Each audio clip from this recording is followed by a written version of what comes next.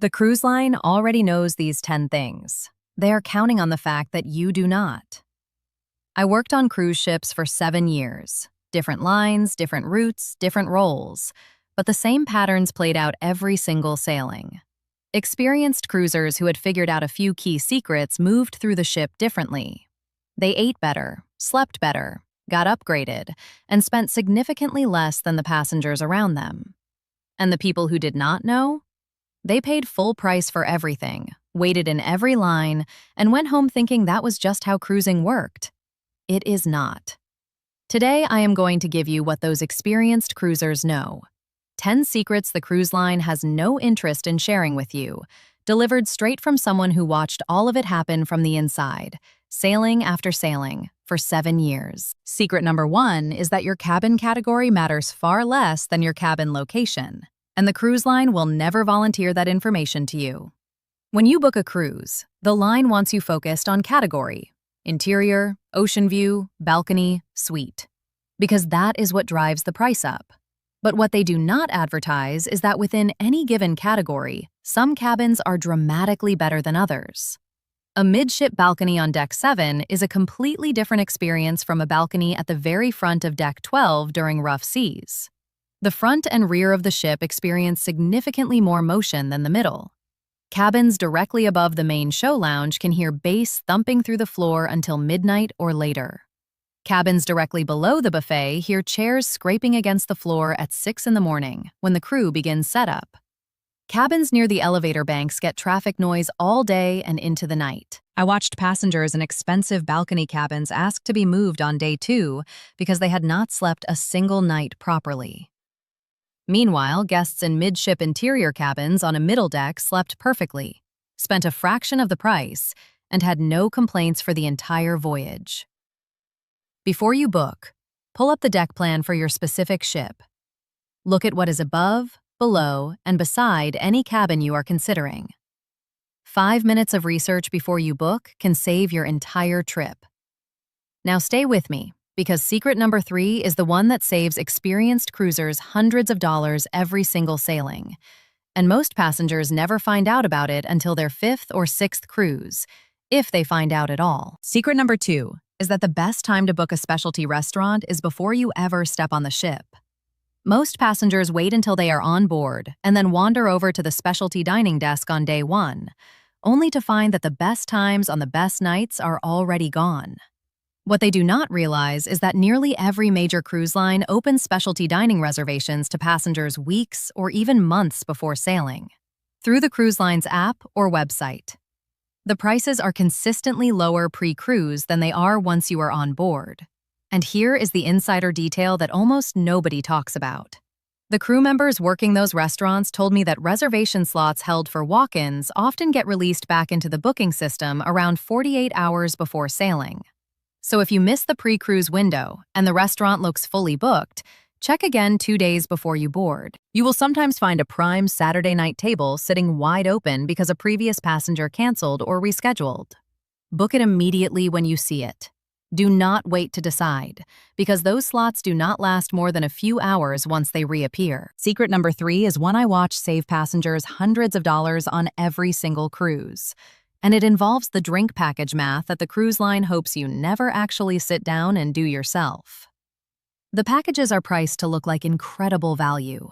Unlimited drinks, premium brands, specialty coffees, fresh squeezed juices. But here is what the fine print does not highlight in large letters. On most ships, the break-even point requires you to consume between 7 and 9 drinks per day, every single day of the cruise, just to come out financially ahead. That figure includes the service charge that still applies to each drink, even when you have a package.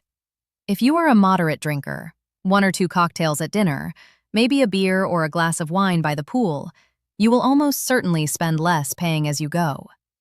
The line knows this math better than anyone. That is precisely why the packages are marketed so aggressively at embarkation and in pre-cruise emails.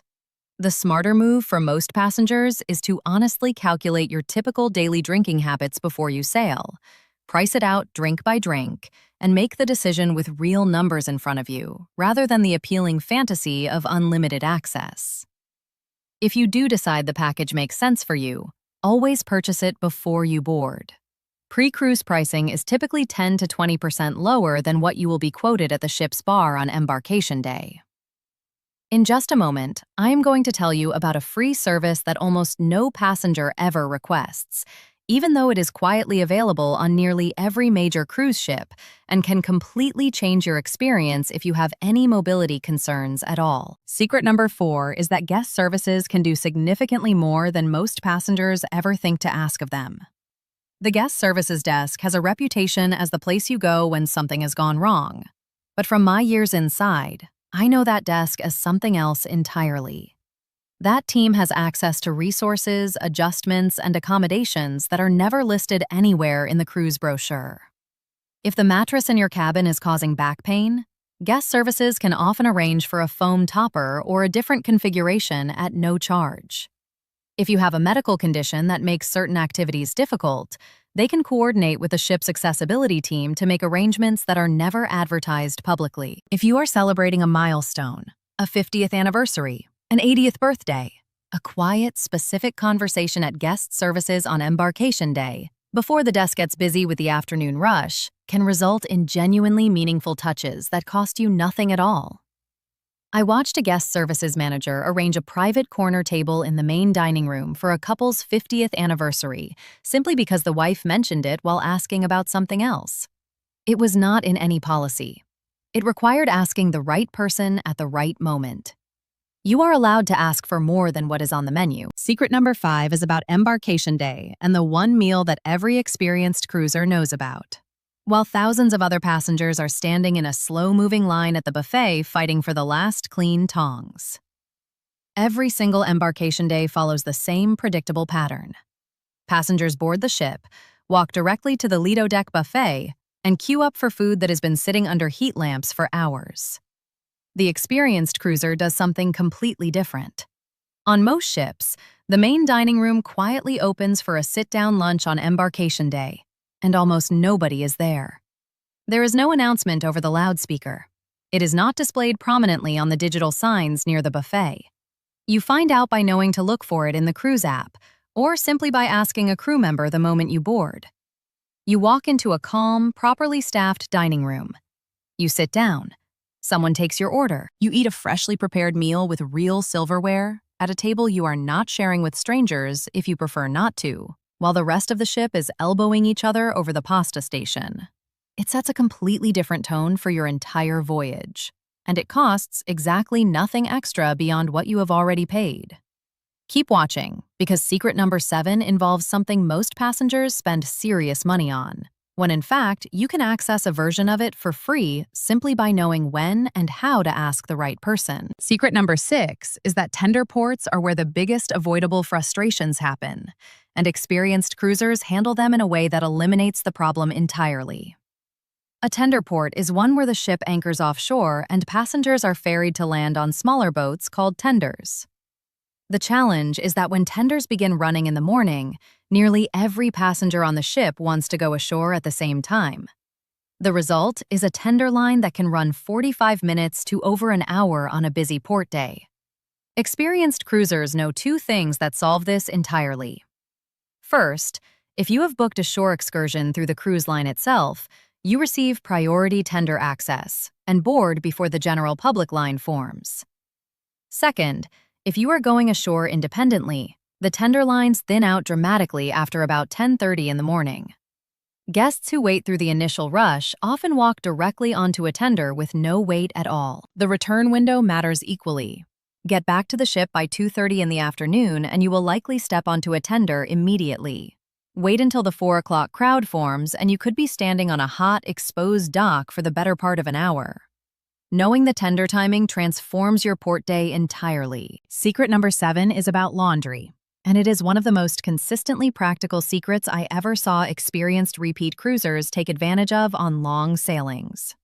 Most passengers know that cruise ships have self-service laundromats available for a per-load fee. What almost nobody knows is that many ships offer a flat-rate bag laundry special, typically running for just 1 or 2 days somewhere in the middle of the cruise, where you can fill a provided ship bag with as much laundry as physically fits for a single fixed price. On most ships where I worked, that price ran between $20 and $35 for the bag. I watched experienced cruisers pack it completely full, 2 weeks of clothing, and have everything laundered and returned to their cabin for less than doing 2 loads at a laundromat back home.